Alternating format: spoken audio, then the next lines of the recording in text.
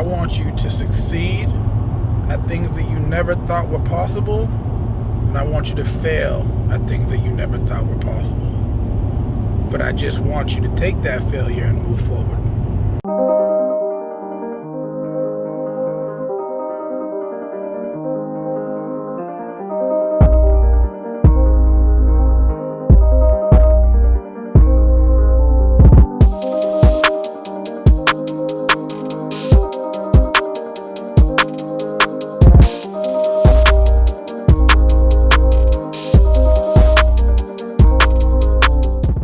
Fucking stop making fun of my headset.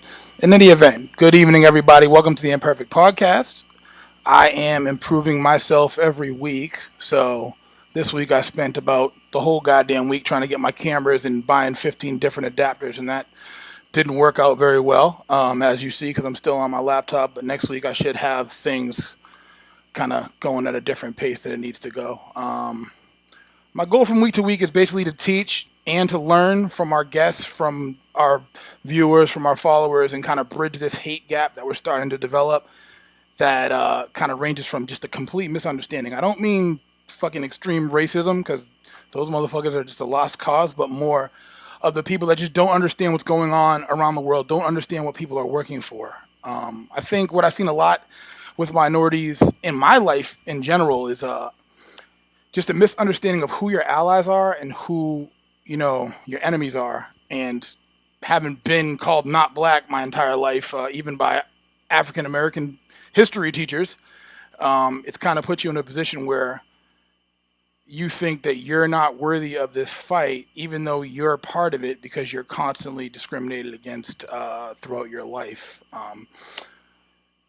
In any event, my guest today is many things. I would say a Black Lives Matter activist, an LGBTQ activist, a musician, a porn star, a world traveler.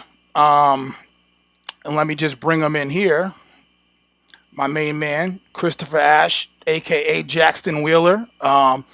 If you could fill in anything that I kind of missed, certainly do that.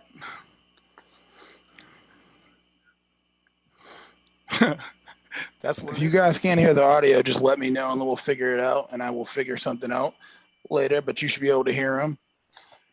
Mic check 1 2. So anyway, in any event, I guess we left on what cities you have protested on, protested in, and kind of how those differed from city to city. So this trip, I really only stopped in Atlanta and then DC and spent a bunch of time in DC. The differences, I mean, DC in itself is just like the heart of the nation. So you have a lot happening there, but Atlanta is a really big city in itself. So you have a lot happening there as well. I can say that it definitely didn't feel like there was any less energy behind the protest in either city. So like both groups are still getting their point across with equal vocal power and equal feeling and how they marched and why they marched. So yeah, I see. Before we had the audio drop, you said specifically about Atlanta being pretty racist, and I think not Atlanta, but Georgia. Oh, Georgia, I think everybody thinks that Atlanta is Georgia and Atlanta's heavily black, but in actuality, it comes down to once you get out of there, you're, I'm at Arbery running through a neighborhood. Right. Yeah. Georgia's been quite the problem over the past decade or so. A lot of voter suppression, a lot of bullshit primaries, a lot of bullshit elections. So, you have more than just police brutality going on in Atlanta compared to a place like DC. Oh, yeah, without question. DC's not even a state itself, so they have their own set of problems. Oh, yeah. I mean, you got DC, you got Baltimore. I lived in DC for a little bit. DC is the only place I've ever seen 4 black police officers in the same place. Well, What? it's more So it's more commonplace than you think. And they're right now it seems like they're putting all the black cops on the front lines. I saw you say that, and I mean you're on the front line. So in several different states, is that what you kind of see for the most part? Yeah. Yeah, they're trying to put as much like non-white personnel on the front line as they can. Yeah, to try to make people rethink everything. Oh, yeah, yeah, I guess, it's just kind of sickening in a lot of ways. The what types of people like are you seeing as far as out there, like race wise, or everybody just crazy and want to kind of burn shit up, or is it more calm? No, you see everybody. You really see a mix of everyone. Excuse me. Atlanta, maybe a little less Asian than you see, but still a very diverse crowd of people. Just like any group, or anytime you're in the streets, or possibly among also the homeless, you might get some people that appear off their kilter. But for the most part, I'd say over 95 to even possibly 99% of the protesters are there consciously, in hopes to make a difference. It's funny you say that because I was talking to somebody about the Asian thing. Because being in Florida, I don't see many at all. There's not even a Chinatown, and I've been to Puerto Rico and to Costa Rica, and they both have Chinatowns, but we don't have one in Florida. It's almost like nobody comes here. Yeah, yeah, I guess I've kind of noticed that too. But I've lived in other places as well, so I never really paid too much attention to the Asian thing as much as you do the segregated communities between blacks and whites usually. Oh, especially, I mean, the history of Florida. As far as like, it seems like everybody's trying to make it seem like every single person that's protesting is looting.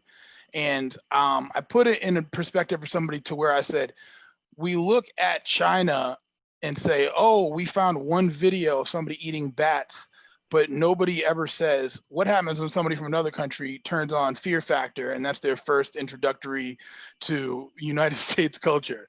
What would they Right, think then? right. It's like I imagine from the outside looking in, it looks like the whole goddamn country's on fire.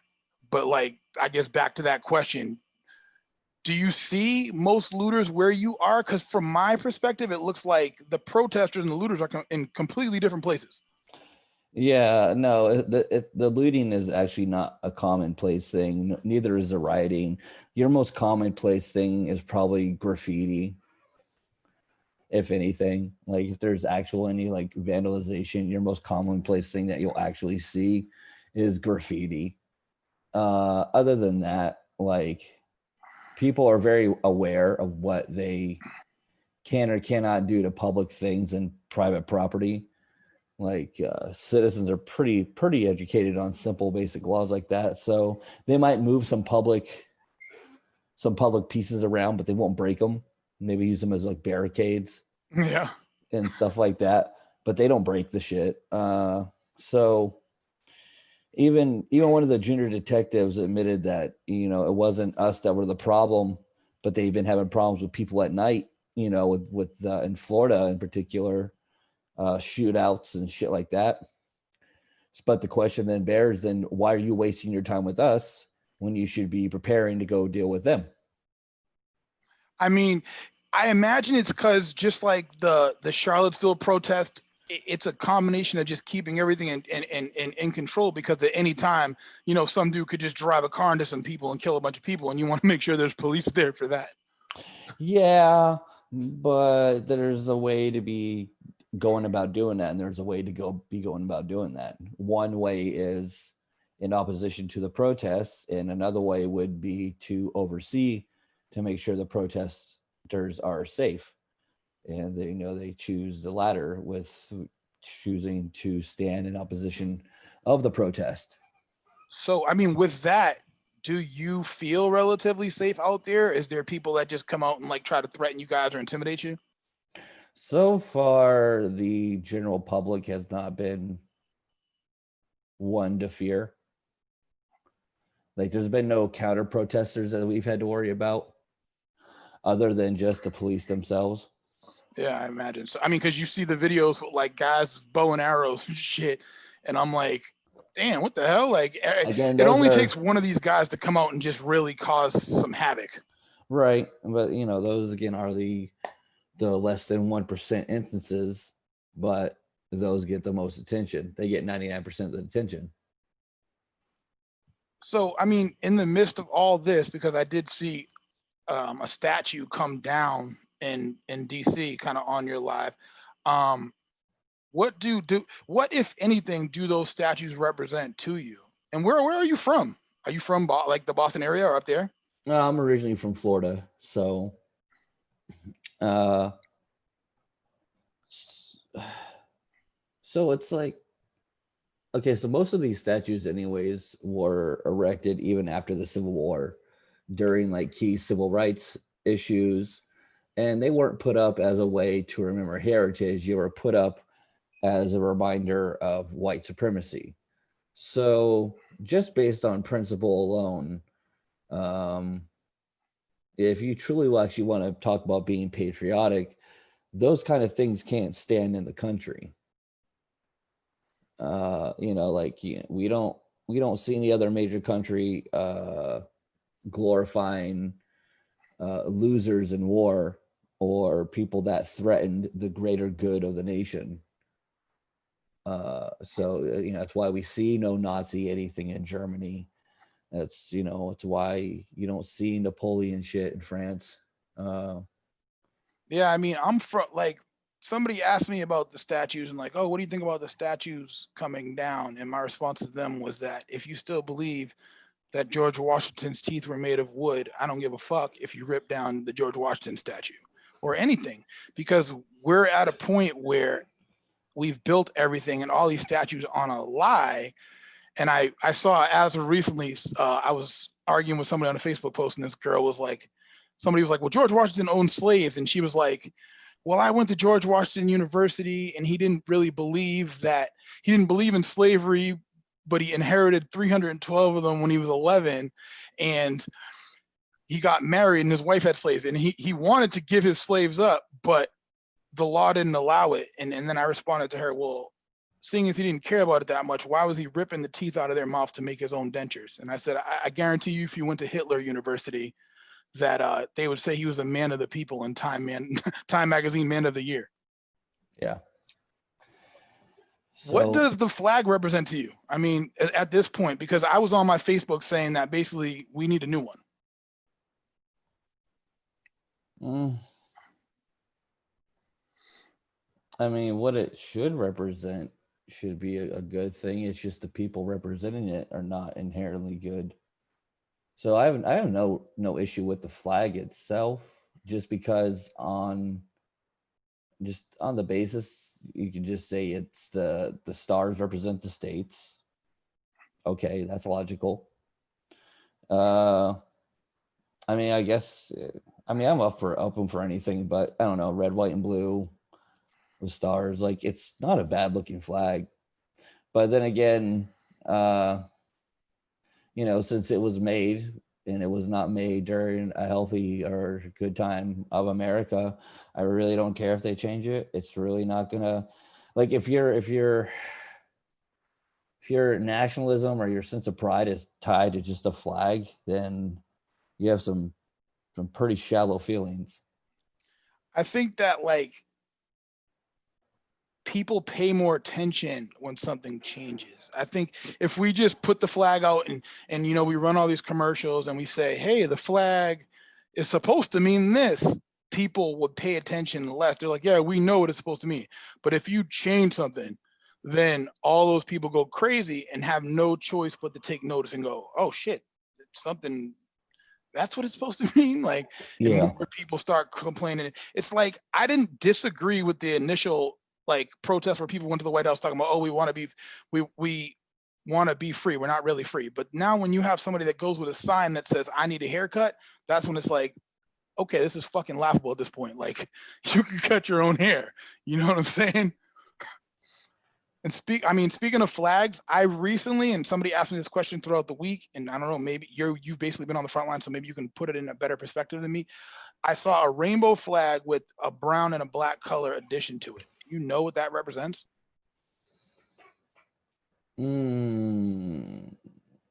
If I had to guess, it's going to be something to do with probably black non-binary people and black trans people. I'm guessing it's something along those lines. I don't know the official answer on that. Okay.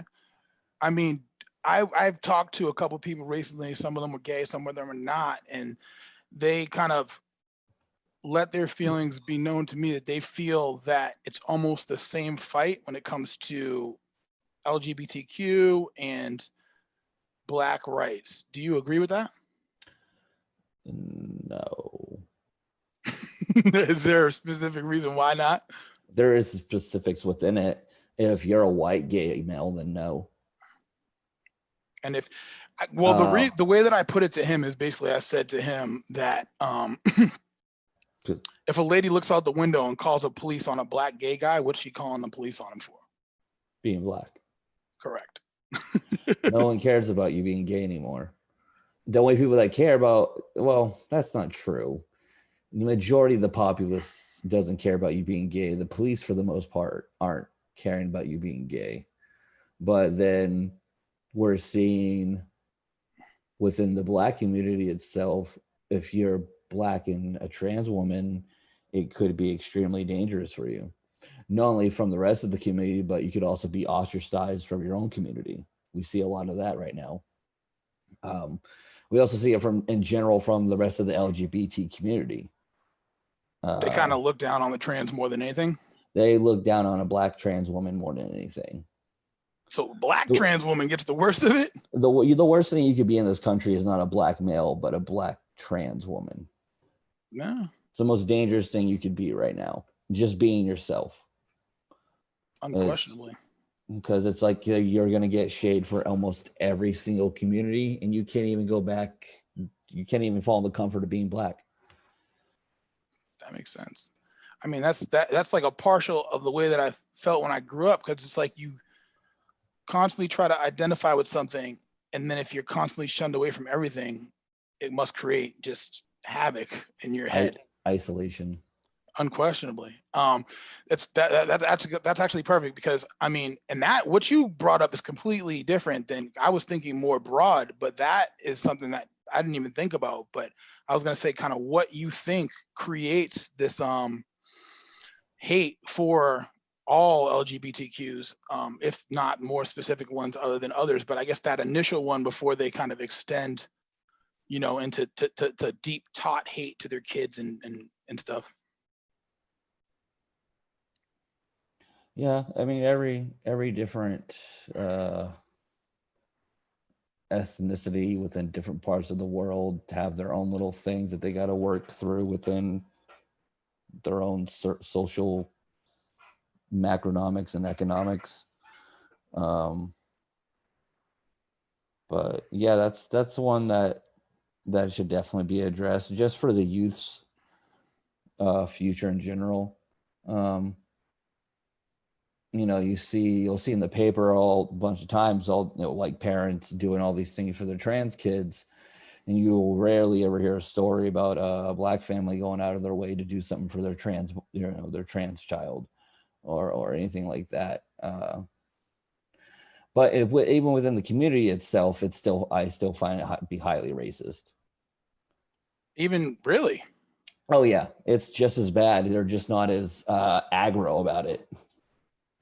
It's crazy. That's such a crazy perspective and such a crazy thought. So it's like, I was talking about this last week, how people, can finally come to grips with what they are in the mirror. And then even after that point, still have to single themselves down to the, I'm trans and white. I'm trans and black. I'm trans and a white man. I don't even know. Because for me, like, in my opinion, it kind of stems from a bunch of different things, whether it be upbringing or religion is a big one that I think kind of gives people the right that they think that they can just, have this hate for gay people. I don't know. It's almost like it clashes together because it's like you're not supposed to hate in religion, but yet you think you can hate now because this person has a difference of sexual preference than you, and that makes absolutely no sense to me. What I've always mainly heard is it more comes from a place of fear. Like when I've been hanging out with people in any country, this country or another country, and hanging out and the not like most popular areas of town, uh I'll get warned a lot of the times about possible other peoples of color, and the same two things is they think they might mislead you and steal from you, and so it's a lot of that more than I feel it is religion at this point as far as racism goes. Like people aren't standing behind racism based on religion as much as they are just having not interacted much with a certain part of society, and then their parents having prejudices and passing them down to the kids, and again the kids having nothing for a second point of reference, just latch onto that, and then you just might as well tell them it's part of the Bible, that don't hang around black people, they might steal from you or lie to you or some shit like that, or don't hang out with these people because they're thieves or whatnot. And it's just that's more what it stems from, is just fear, though. I mean, that as far as the black thing, it's not pushed by religion, but it's pushed a lot by television, which is obviously taken over religion, even though people don't want to admit it. I was talking to one of my friends the other day, and I said this. I was gonna poll everybody at the beginning of this, but with the sound, it fucked me all up, so I didn't know what to do after that. But in 2012, they polled 15,000 Americans, and they asked them who the most hated person is in their opinion. Who do you hate the most? Is what they said. In 2000? 2012. 2012. What do you think number one was? Obama? That's a good guess. I was actually going to put that in the poll. I was just going to put Trump, Obama, and Hitler for all time. Oh, all time hated? Oh, in 2012, it was probably Hitler. In 2012, it was just 2012. But number one was Kim Kardashian. Makes sense. Number two is Jerry Sandusky. Makes sense now? Yeah. So number two is a guy who raped 80 kids, and number one is a girl who made a sex tape. Makes sense to me. Kim Kardashian. That's like a million sick. That's like a million children raped right there. Metaphorically. But I mean, if you think about that, at the point she's at now, getting people out of jail that have been falsely accused. Oh, please. You don't believe that? She has nothing else to do with their fucking life. Like, she can't do some good PR work for herself. But there's people that don't do shit at all. There's people are writing their own stories with their own money and shit like that. I don't trust it for a second. But hey, good for her, right? So, in any event, if I remember the day that I actually talked to you for the first time I met you, you were looking to develop an app, and TT was like, well, tag Ray. He knows a guy that develops an app. So I was like, all right, I accepted the friend request. Yeah. And then I was like, let me go click on this dude's page, you know what I'm saying? Go through a couple pictures. And I was like, oh, shit. That was 5 outfits from Wish in a row. I said, oh, shit, this is the shit that pops up on my timeline all the time. What the fuck is going on? And then I asked TT, and he was like, oh, my man, he does porn, bro. And then it wasn't nothing to me because, I mean, to be honest, when I was younger, and we talked about this the other day, you develop this anger towards different types of lifestyles because of the same thing that we're talking about now. And I guess I had to get to a point where I was comfortable with the person in the mirror to be able to take on, different types of personalities and not feel any type of way and not feel, any animosity towards anybody, because at the end of the day, we are all human, and all we have to do is kind of narrow it down to humanizing ourselves so we can have these type of conversations and people can understand what's going on in somebody else's life. I mean, you're out there. Did you get pepper sprayed the other day? Yeah, last Monday I got severely pepper sprayed and my hands were uh, beaten with batons. Jesus. Yeah. So I mean, how it would be fucking absolutely selfish of me to have any type of animosity towards a person that is out there getting pepper sprayed and beaten with batons for somebody like me. That shit is crazy. I just feel it's a part of the civic duty right now.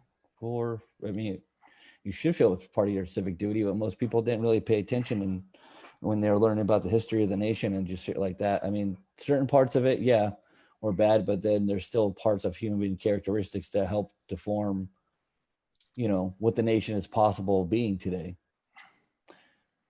Like we have a better possibility than any nation before us to correct a lot of little things to make this a pretty good place. Yeah. But there's a few blaring problems that need to be addressed. But it's within reach. It's this isn't fucking China. Do you see those type of problems or similar type of problems when you go to other countries, because you travel a lot, so I imagine they have different types of problems. Some of them have the same type of problems. I remember Trevor Noah saying something like Germany actually admitted to all the wrong that they did and therefore was able to move forward from it, and the United States has not done that yet. Yeah.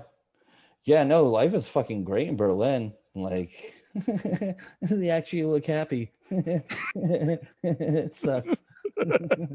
You're like, oh, I gotta leave this and go back to being depressed with everybody else. No, Really? yeah, no, America is very, very, very, very low for happiness of its citizens. Even in Spain, where they got fucking spanked by the recession, like back in '09, like they're happier than we are. Like they get along with each other better than we do, and they get along with all types of people.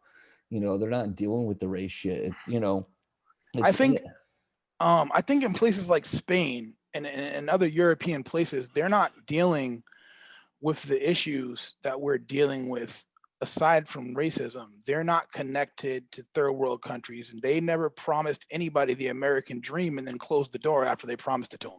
oh no, no, no, no. All those European countries right now are dealing with a surge of immigrants from A all the surge war. like melting pot. Yeah, like huge, like that. Like each country's probably has gained close to 100,000 people from the Middle Eastern countries over the past 4 years. So there's been a huge flux of immigrants within each of those countries, especially Italy. Um, and Well, they, Italy is a different story because Italy is African. but all these European countries have always taken in people. So it's only been America that likes to make the big deal about it every now and then. Yeah, I would say that every now and then. I think another thing is that for the most part in America, everybody comes to America and they are in America and want to make money in America, but they don't want to say they're American, which for me is no problem at all. Like I would rather you keep your culture because even when I travel, I kind of want to understand the other person's culture more than just take from your country and leave. And I think that makes Americans upset, which I'll say this because I asked somebody else this question and they answered it in a weird fucking way, Ralph. When you think of an American, if I told you to draw a picture of him, what does he look like? Probably like a cross of Thor and Captain America. Is he white? Doesn't have to be. You just think this, like, I mean, it could just be a silhouette of a figure. That's exactly what he said. That'd probably be your safest bet. I don't mean the safest bet. I mean, like, if I put up, like, for instance, if I go on Google and I search doctor, it takes like 15 pictures for me to get to the first black dude. You know what I'm saying? Or any minority at all. And considering Cuba exports top 5 doctors in the world, I think that's a little crazy. Well, I think as far as military goes, and military uh, media and content goes, I'd say has been predominantly white based. So then, if you're looking for someone to drag something up unspecifically, then they might be inclined to draw some form of Well, an American doesn't, I guess, have to be military. I don't know. It's something, yeah. Are you giving somebody 30 seconds to draw? Or are you saying just, hey, just draw an American? You know what I mean? Well, say if I picked a picture, say if I put like a 5-pack, like they do like a mug shots, and I'd said, point to the person that you consider American. Right. And you shouldn't be able to define it because American is just supposed to be. No, you certainly should not. But in the eyes of kind of what people think it is and what they become, we see videos where, Karen attacks an actual native of the country, Right. and tells them to go back to their country when it's their country. I know. I guess I'd be looking for things like, I guess, symbolism, like eagles. I'd be looking for something maybe flag related, maybe something map related. I feel like at this point, every single time I see the American flag, it is on some maniac Trump supporter's fucking pickup truck. Yeah, you're not really seeing it around. I mean, because it's not I don't feel it to be a proud time right now. It's kind of why I wanted to leave. I kind of given up on the citizens of this country. I didn't think they had a backbone anymore. I mean, obviously where we're at now, we're starting to get to that point, but I think everybody's kind of been rocked to sleep for so long. I saw, I think it was the shot with LeBron. He was talking to Jamie Foxx, and Jamie Foxx said that he felt that his age group thought for a certain period of time that racism was over, and then when he turned on the TV, he was like, "Oh shit, what's going on? This is still happening," because they got kind of comfortable and content with making a little bit of money, and then forgot about the people that didn't have money. Well, they got themselves out of poverty too. Yeah. So, then that way they're not living around where the cops are always hanging around and cracking down on people either. Oh, unquestionably. The cops hang around poor areas, whether it's black or white. Those are the easiest people to pinch. Those are the people with the least resources. And when they get arrested, it doesn't make a splash. It's weird because being in Florida, poor white people are way poorer than the white people in Boston. And I don't think the poor white people in Boston think that the poor white people in Florida exist. Right. The only difference is, the winters. That's. So moving back to the porn thing, I was supposed to go to that from my Wish outfit joke, but fuck it. We're going to do it now. You are a bisexual porn star, correct? Yes, that would be correct. How long have you been doing that? How long have you been in the industry? Approximately 10 years. All right. And basically, how did it get started? Like, did somebody walk up to you one time? Did it happen in Florida? Did it happen up north? Because I know I saw like Hot Girls Wanted, and it was like a crazy amount of Tampa shit going on. Have you seen that doc? Did you say dog? Documentary. No, I haven't seen the documentary. No. Yeah. No, I was in Boston when I got started, and just someone took some photos of me and then asked if they could forward my information to a studio. And I just said, yeah. And then I got flown out to Texas, and it started from there. In Texas? Yeah, right outside of Austin. Shit. Okay. Dun dun. How did you, like, when you basically first started, was there something that you needed to fight in terms of your mind as far as, because I imagine most people being a porn star by itself, they have to explain it to people a certain way. And then if you're like, oh, I'm going to do gay porn, I imagine you have to look at and explain that much more to people as far as where you're at, why you're doing it. Even if like you don't have to explain the why to anybody, but depending on your age at the time and depending on how people look at you, I'm sure it made you feel a certain type of way. I mean, I wasn't. How do I explain this? Me like explaining myself or talking about my past or history was nothing new to me. So whenever the times arose when I had to discuss or people brought up what I did and got into what I did, like it didn't really bother me much. The one thing I really appreciated or grew as a tactic when I was younger was to just be open and honest with people when they ask me questions. And it allows me to know who really should be around me and who should not be around me real fast. So I don't like to like sugarcoat it for people, because also I take in consideration that some people can't or shouldn't be around me for their own benefit. Mm-hmm. Just because I don't really care about my public perception, but I don't want anyone to accidentally have something happen to them because I wasn't fully honest or disclosed who I was potentially at the time. Yeah, that makes sense. Shit. Yeah. The yeah, I was like basically trying to do. It's funny you say that because I know I was listening to the Lauryn Hill Unplugged album, and she said just basically show yourself right at the beginning, because at the end of the day, you don't want that person to wake up one day and go, "Who the fuck? Who is this?" Like, and that makes perfect sense, because when you're trying to build, a circular network, let it be known right off the bat. I always tell my friends that are trying to, get into music and join other people and get people in on their projects, that make sure that that other person is investing both their time and their money, because one or the other doesn't mean anything. You have to be fully invested so that you know that it's serious. And if they just think that they can throw their money at it and then you're going to do all the fucking hard work, you get burnt out.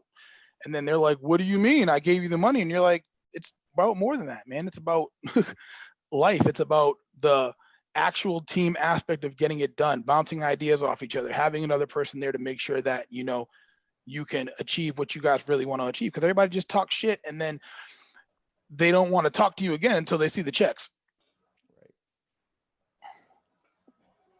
Shit. Do you make good money? I make good money.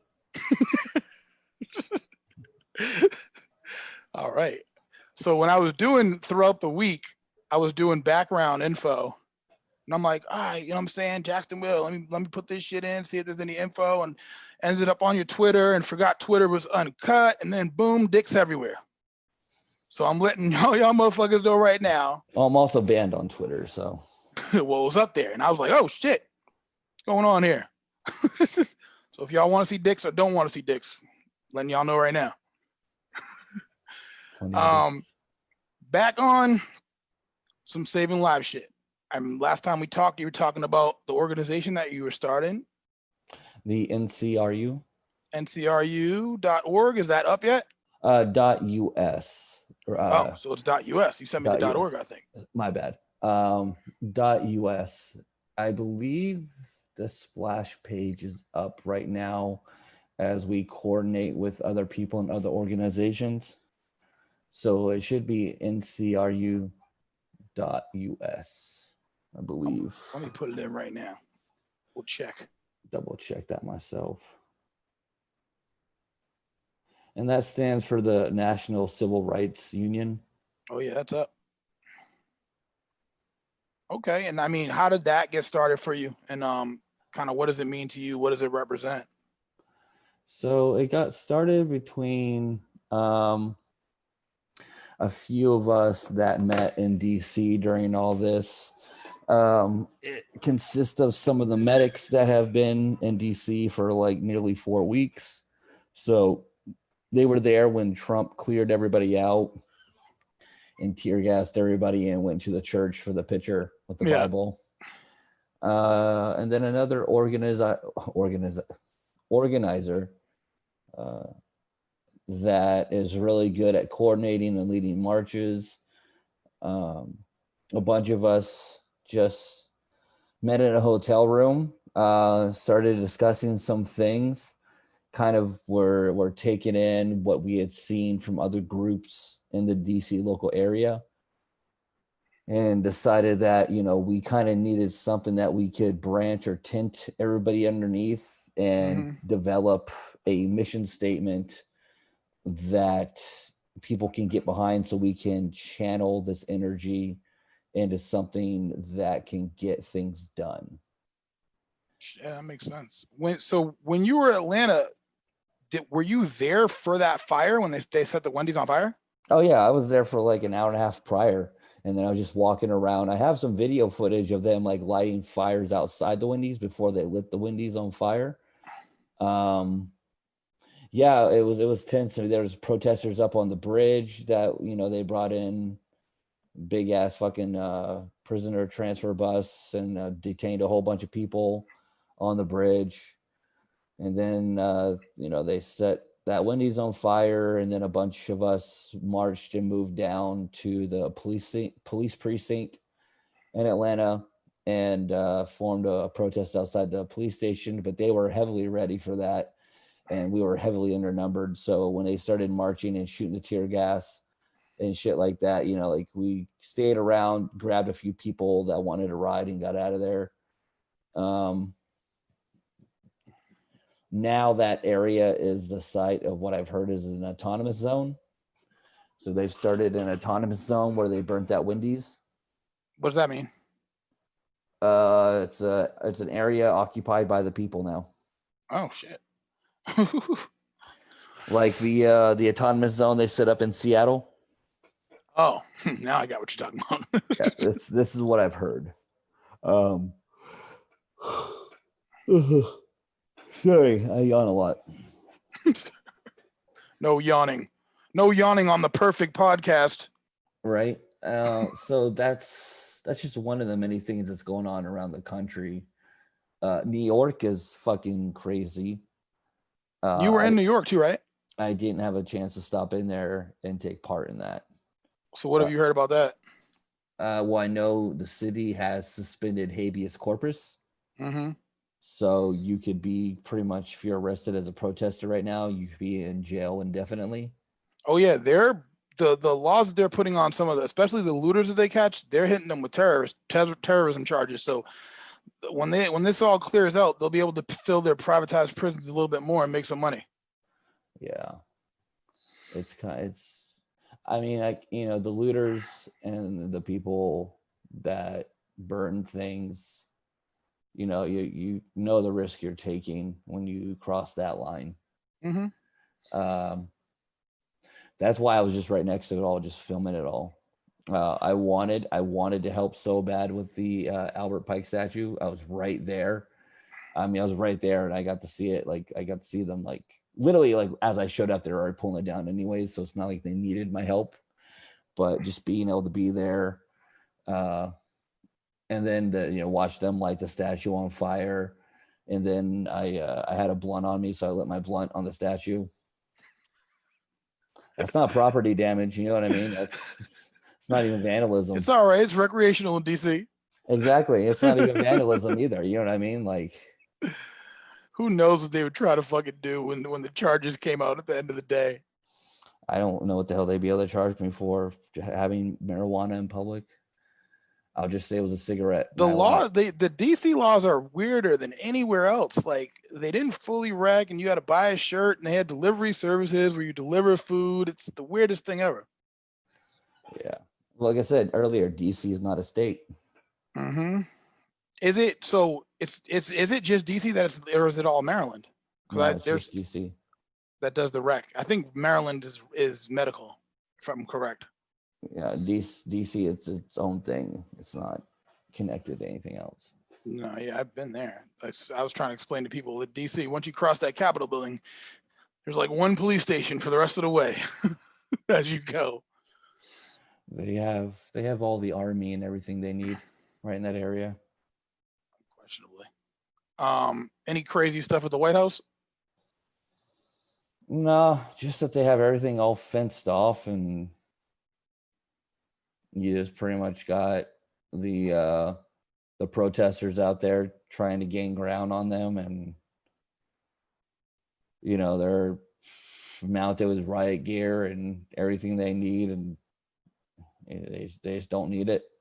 I mean, you at this point are in the midst. I know everybody's trying to minimize it like it's not, but of the biggest civil rights movement in the history of the world. Does it feel like that? Halfway. But right now I see people in Hong Kong just getting the hammer brought down on them. Yeah, I mean, And in China, you can get 10 years for weed possession. well, Hong Kong's supposed to be free for another 20 plus years, but China's already impinging upon all of them, and they're just arresting all protesters almost. So, and they have massive concentration camps in China right now. So it kind of sucks that we have to deal with our shit and we're not capable of helping out anybody else. So if the time comes and we need help, who's going to help us? Without question. That's certainly a powerful statement. I mean, I think we, with our first world problems for the most part, other than, getting murdered, forget about the shit that other countries go through. And that's a testament to just people not traveling at all. And I mean, at the point we're at now, I used to always say, if it gets bad, I'm just going to leave. And now we can't, which is insane. Europe won't take you. South America won't take you right now, like, because of the COVID shit. For sure. Well, it might just be a secret covert operation to take down the citizens of the United States of America. It might just be like, I was thinking, like, if Trump ends up winning again, he can literally say some shit like, well, look at all the money that got boosted back into the economy because you got your tax return here and you got your stimulus here and you weren't even allowed to leave the country. So everything had to be spent here. Yeah. Which is the craziest thing to me ever. How are you telling, like, I read an article that said like something like 4 million jobs got created. How is that even possible? They didn't. They're just counting people going back to work. That makes sense. You know what I mean? It's bullshit. It's just all bullshit. He's a bullshit artist. That's all he's ever been. For sure. Without question about that. I mean, but now we're at a point where we're going to be, to me, it's absolutely sickening that these are the two people that are representing a country that we try to claim is the smartest in the world. And we are now sitting here with Trump and Biden, who are both disgusting. I don't think, I don't remember the last time we tried to claim we were the smartest country in the world, because we're certainly not even in the top 15 or 20. Top 25 in education of developed countries. Nah, I thought we're lower than that. Might be now. I mean, by the actual way that they determine stuff, we're considered a third world country, and that was before COVID. Yeah. But they just haven't updated it. Yeah. So, yep. Fun stuff. So what is the best country you've been to? You think it's Berlin? Germany was doing it pretty well. I know not all Germany's perfect, but I know that they were doing fairly well for millions of people in Berlin. Yeah, in terms of like before any of this shit, like the place that you went that you were like, yeah, this is it. This is the place I'd like to just be. Berlin or Madrid. Yeah, that'd be a tough one. I mean, and it's so cheap to fly between them too once you're over there. Yeah. But I don't know. If I had to like pick one to live for the rest of my life, I'd go with Berlin. Okay. In its current form. What do you mean by that? Where everybody's happy there. I mean, shit. I'm like I go to Costa Rica maybe 4 times a year. They're rated the happiest people in the world. I mean, if they start going right and conservative, then I might change my mind. Yeah, I mean, because at the end of the day, we want to just be human. So as soon as you start cracking down on that, it's whatever. Yeah. But I guess we can wrap up. Do you have any questions for me? No, sir. None that I can think of.